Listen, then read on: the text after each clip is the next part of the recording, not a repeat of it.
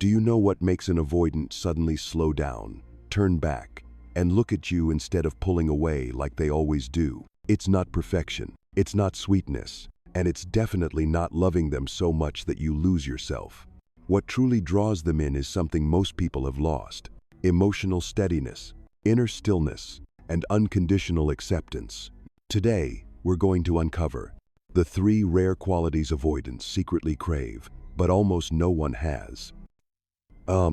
These aren't just traits that make others see you differently, they transform the way you see yourself. No longer begging to be loved, no longer waiting anxiously for a text, but standing as a grounded, secure version of yourself, the kind of presence that makes an avoidant feel safe enough to stay. If someone you loved pulled away without a word, if you've ever felt like you were too much or not enough, if you blamed yourself when they disappeared, then this video is for you. Not just to understand avoidance better, but to learn how to become emotionally safe with yourself before expecting anyone else to give it to you. So hit subscribe and stay until the very end, because after this, you won't look at avoidant behavior the same way again. And maybe, just maybe, you'll start loving yourself differently too. There's a truth most people never slow down enough to realize. Avoidants aren't cold, they're protecting themselves. They don't withdraw because they dislike you.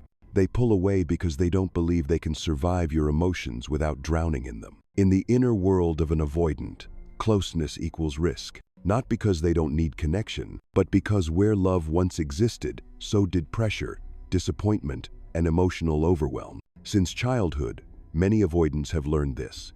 If I show emotion, someone will overreact. If I need space, I'll be accused of being cold. Oh, if I don't meet expectations, I'll be punished, manipulated, or abandoned. So they've mastered one emotional survival skill: disappear, retreat, shut down, numb intimacy. Not to hurt others, but to protect the parts of themselves they can still control. When an avoidant starts to feel close to someone, they don't think, "This is beautiful, I feel connected." They think, "When will I disappoint this person? When will they start needing more texts, more presence, more emotion than I can give? When will I become not enough?" Avoidants don't believe someone can love them without trying to change them. They don't believe they are lovable when imperfect. And because they're used to people taking withdrawal personally, they've developed a core belief: the closer I get, the more likely I'll hurt them or get hurt. So instead of moving forward, they shut down intimacy early. Not because they don't see your value, but because they don't trust closeness to be safe. Avoidants live in a state of emotional hypervigilance. They hear subtle shifts in your tone. They feel the pressure behind simple questions. They sense your anxiety in a single message that says, "Just wanted to check in. Are you okay?" And their reaction isn't verbal, it's silence. Because they know, the more they answer, the deeper you'll go. And the deeper it gets, the more they lose control. So they choose to disappear before you can see their vulnerable parts. To the anxiously attached, this silence feels like rejection. But inside the avoidant, it's panic. Not panic about you, but panic about being responsible for your emotional world. Because even their own emotional world feels like too much to handle. So when you try to pull them back with worry, with anger, with need, they don't hear, "I love you." They hear, "Manage my emotions, fix my fear, be responsible for my storm." And that's when their defenses activate. But here's what changes everything. When the avoidant meets someone who doesn't crumble at their distance, someone who stays steady, warm but non-controlling, someone who owns their emotions instead of outsourcing them, that's when the avoidant begins to feel, for the first time, maybe connection isn't suffocating. Maybe love doesn't mean emotional weight. Maybe I don't have to run. End quote. Here's the paradox that few people recognize. Avoidants aren't drawn to intensity, sweetness, or deep understanding. What stops them in their tracks is something quieter, emotional groundedness. This groundedness doesn't shout. It doesn't prove. It's a calm presence, a person who knows how to sit with their own emotions without throwing them at others. This person doesn't react from fear. They don't use emotions to control behavior. They recognize, "This is my anxiety and I'll handle it." That person becomes the safe haven avoidants never knew existed. Because for avoidants, loving someone is always done from behind a shield. They expect emotional demands, guilt, pressure. They expect that needing space will lead to drama, so they prepare for the worst. But this time, nothing explodes. They pull back and you remain calm. No chasing, no punishment, no false indifference. You don't send Zecha texts. You don't collapse. You stay with yourself steady and sincere. For the first time in their lives, they aren't punished for needing space. They aren't asked to regulate someone else's emotions. And that for them is shocking. A healing shock. You know what that feels like to them? Like a child who grew up being scolded, finally being held without conditions. No fixing, no interrogating, just peaceful presence. And for the first time, they consider, maybe intimacy doesn't have to hurt. Groundedness isn't passivity. It's not fake peace or emotional detachment. It's the courage to face your own feelings without letting them run the show. You still feel afraid, triggered, unsure, but you don't act out of it. You stay, you breathe, you trust the wave will pass. And that is what makes you safe to an avoidant. They no longer need to protect you from your own storm. You become someone who doesn't need to be fixed or managed. In a world where everyone reacts, the person who holds their center becomes magnetic. Avoidants notice. They ask, why didn't this person crumble? Why do they feel steady even in uncertainty? Why am I not afraid of them? And what pulls them back isn't guilt, it's relief. Your steadiness becomes a lighthouse. No chasing, no pulling, just a steady glow.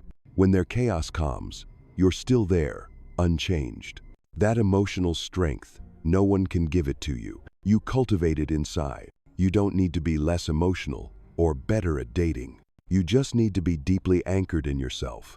Because from there, you don't beg to be loved. You stand to be respected. What avoidants fear most in love isn't intimacy. It's the emotional aftermath that usually follows. They've spent their lives in relationships where intense emotions meant chaos. The closer someone gets, the more intense it becomes. The more intense it gets, the heavier the expectations. The heavier the expectations, the harder the fall. And so, they develop a core belief. If someone cares too much, I'll disappoint them. If they depend on me emotionally, I'll hurt them. I don't want to be the reason they break. So they retreat not because they don't care, but because they're terrified that you're depending on them to hold your emotional world. That's why, when you don't swing to either extreme, neither clinging nor withdrawing, you become a rare experience for the avoidant. You don't control them, but you don't disappear either. You stay present with calmness and emotional self-regulation, and that disarms them. Most of their relationships fall into two categories. 1. Those who need too much emotionally, always asking for more closeness, more sharing, more vulnerability. 2. Those who are cold or distant, leaving them isolated and misunderstood. They're used to choosing between emotional overload or self-protection. But you show up as something else entirely. You're not asking them to carry your fears. You're not using silence as punishment. You create space, not pressure. And for the first time, the avoidant doesn't need to run. You might not even realize you're doing something special, but in reality, your emotional state is the healing force. When you stay grounded in the middle of uncertainty, you send a powerful, invisible signal. I don't need you to regulate me. This fear is mine and I can hold it. I still care, but I won't collapse if you need space. And that shakes their nervous system in the best way possible. When they see you not panicking, not pushing, not chasing, they start to think, maybe this person is truly okay. Maybe I don't need to be the strong one all the time. Maybe I can stop pretending I'm fine. And at that moment, the old loop begins to break. Here's the beauty. You don't need to heal them with advice or emotional analysis. You don't need to decode or fix them. You just need to be deeply anchored in yourself. You don't try to be chosen. You become someone who is safe to come toward. The difference is in you, and it begins the moment you decide not to react the same way again. Have you ever wondered, what would happen if I stopped reacting the way I always have? If I didn't chase, didn't explain, didn't spiral, would they still come back? We're taught that to keep someone, we have to prove how much we care. But to someone avoidant, every time you express care through panic, control, or emotional urgency, it only reinforces one message. Closeness is a burden. Love means I'm now responsible for your emotional state. And if I don't meet your needs perfectly, I'll be the reason you fall apart. Avoidants believe this not because they're heartless, but because they've seen emotional overwhelm lead to chaos. They felt what it's like to be someone's lifeline and to fail. So when you don't respond like everyone else, You're not just surprising them. You're sending a message they almost never hear. I can regulate myself. I don't need you to save me from my own feelings. I'm here, but I don't lose myself being here. That's exactly what Emma, a woman who once felt abandoned, chose to do. Her story isn't perfect, but it shows us this. When you become emotionally safe within yourself, you become someone others feel safe to come close to. He disappeared after we got close, and I didn't chase him. Let me tell you a story not to convince you, but so you can find a part of yourself in it. Emma, a 31-year-old Italian-American marketing manager in Los Angeles, had been through her fair share of push-pull relationships until she met James, a 38-year-old architect, grounded, charming, and avoidant. They met at an art exhibit. Their chemistry was obvious and mutual. James wasn't distant at first. He texted consistently, planned thoughtful dates, and seemed deeply present. But on the fourth week, after an unusually vulnerable night, James pulled back. He started replying slower, stopped initiating plans. When Emma asked what was going on, he vaguely said, "I just need some space to focus on myself." A year ago, Emma would have panicked, sent a long message explaining herself, apologized for being too much. But this time, she didn't. She stood still. She sent one message: "I understand. I'm here if you want to talk, but I'm also going to keep living my life." Then she let go. She didn't delete dating apps. She didn't spiral. She didn't chase validation. Instead, she focused on her routine, friends, yoga, journaling, and most importantly, she didn't make his silence mean anything about her worth. 3 weeks later, James came back, not with excuses, but with honesty. "I'm sorry for disappearing, but I didn't know how to handle someone who didn't make it feel like a crisis. I thought you'd get angry or try to pull me back, but you didn't. You were just calm." And that made me think. Her silence wasn't abandonment, it was maturity. Let's pause and unpack that. Emma didn't feel peaceful because she was detached. She felt sadness, fear, and longing. But she didn't act from those feelings. She chose groundedness over reaction. That's the moment the loop broke. Why did her response impact an avoidant so deeply? Avoidants expect 2 reactions when they pull away. 1. Chasing, anxious messages, guilt, emotional urgency. 2. Punishment, coldness, silence, blocking. Both responses say, "You control how I feel." But Emma sent a different message. "I feel sadness, but I'm okay. I care, but I won't control you. I don't have to collapse to prove I care." When you stop playing the old script, you change the entire scene. James didn't come back because she was hard to get. He came back because for the first time, he felt emotionally safe. Not all avoidants return. Not all are ready to face their discomfort with intimacy. But this story proves something crucial. When you stop trying to be chosen, you become someone worth choosing. Key takeaways. Avoidants aren't just avoiding you. They're avoiding the emotional pressure of having to regulate your nervous system. When you hold your own emotional weight, you liberate them from being your emotional anchor. And only from that space can true connection begin, one that's chosen, not forced. We often believe that healing a relationship takes 2 people working together. But here's a deeper truth. You cannot heal a relationship by forcing the other person to change.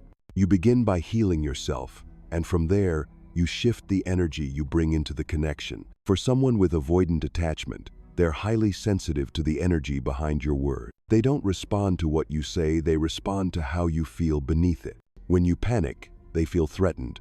When you try to control, they feel trapped. When you send 4 messages just to make sure they're okay, they don't feel cared for, they feel pressure. But when you don't let their behavior define your worth, they start to feel safe. They no longer have to perform. They no longer feel responsible for saving you from your own emotion. You hold on to your warmth without control. You stay connected without collapsing. You care without clinging. This is the energy avoidants don't expect but deeply crave. Someone who isn't thrown off by distance. Someone who doesn't use affection as a weapon, warm one day, cold the next. Someone who can say, "I love you, but I don't need you to feel whole. I'm sad, but I know how to sit with my sadness." And when you show up like this, the avoidant begins to realize, I don't have to perform anymore. I don't have to protect them from my true self. I can just be me. This doesn't just change them, it transforms you. You realize peace doesn't come from how someone responds.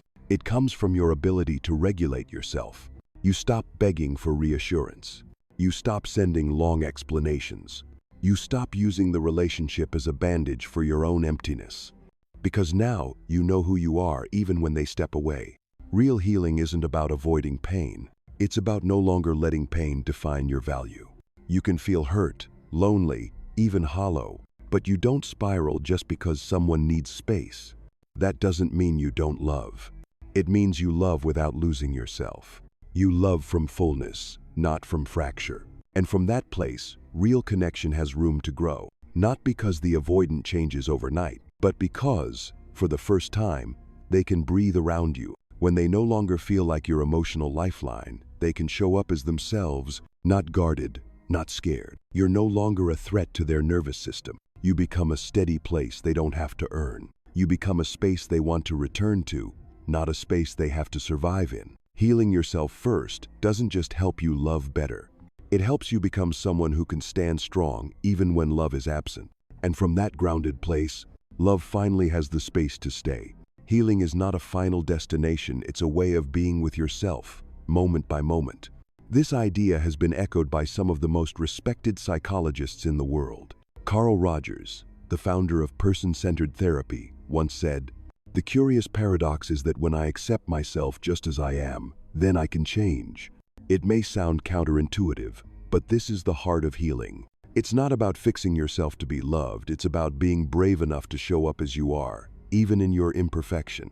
When you offer yourself unconditional acceptance, you naturally create space for others, including avoidants, to show up authentically too, because that's what they've always missed, safe presence in who they truly are. John Bowlby, the father of attachment theory, said, "What a child needs is a consistent, attuned presence from a caregiver, one who doesn't judge or abandon them emotionally." In adult relationships, this translates to, the more regulated and honest you are with yourself, the more you give the avoidant a chance to rewire their internal sense of emotional safety.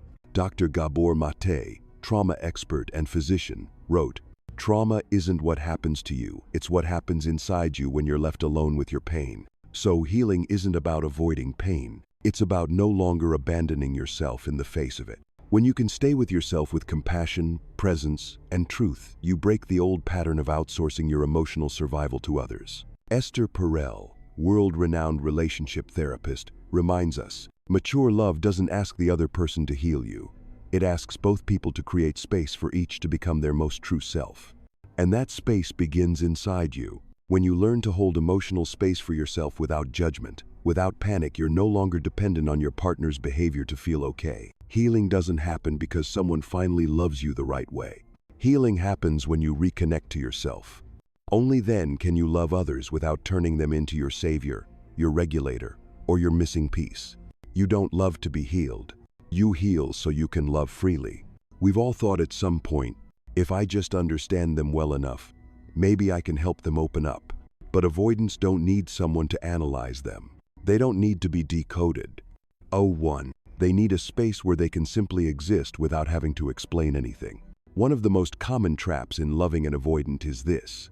You think that if you're patient, gentle, and loving enough, you'll eventually reach the core. But the more you try to reach, the more they retreat. Because what they fear isn't vulnerability itself. It's the feeling of being pressured to change in order to be loved. They don't want to be your emotional project. End of 4. They don't want your love to come with subtle conditions like, I just need you to open up a little more. You can trust me, I won't judge. You just need to learn how to love better. Even if said kindly, these statements translate to an avoidant as, you're not okay as you are.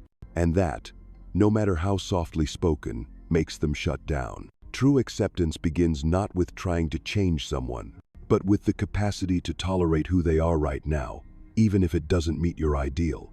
When you accept an avoidant exactly as they are, you send a rare and powerful message. I don't need you to be a better version of yourself for me to feel whole. I choose you not because you're perfect, but because I've stopped needing you to be who I imagined. This is not tolerant. This is not waiting for them to change. It's not, I'll deal with it for now, hoping they'll evolve later. It's, I honor your pace, your difference, and I don't treat it like a problem to be fixed. In that space, for the first time, avoidants don't have to wear a mask. They don't have to be strong. They don't have to perform emotional competence. They're allowed to be messy, slow, confused without being judged. And then something magical happens. They start to open up not because you pulled them in, but because they no longer feel the need to protect themselves. You don't have to do something to make an avoidant open up. You just have to stop doing everything that tries to pull them closer.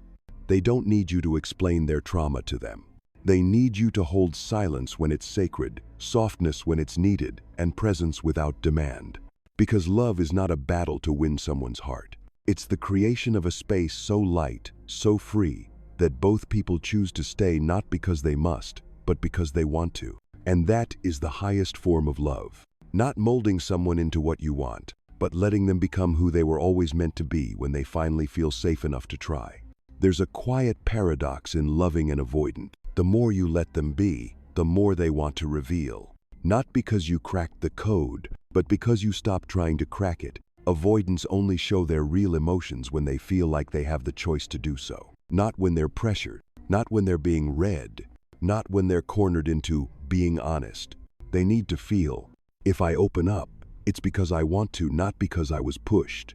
And the only thing that creates this space is your presence, firm but non-controlling. You don't disappear when they need space. You don't push when they're not ready. You keep the flame warm without turning it into heat they can't breathe in. And that makes you unforgettable. Not because you were dramatic or intense, but because you were safe. You let them be themselves, and that's rare. True attractiveness doesn't come from what you say, what you do, or how you look. It comes from your ability to stand still with warmth, to look at someone in silence without needing progress, to feel deeply but not let your feelings control your behavior.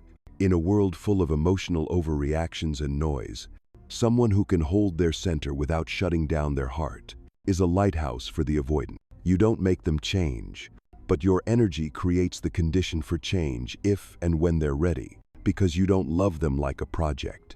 You love them like a person with the right to grow in their own time. And if you're walking this path, remember, you don't need to feel less to be lovable. You just need to learn how to stay with yourself through what you feel, so no one else has to manage your emotions for you. That quiet steadiness, that's the real magnetism, not because it performs, but because it offers the one thing avoidants rarely feel: safety,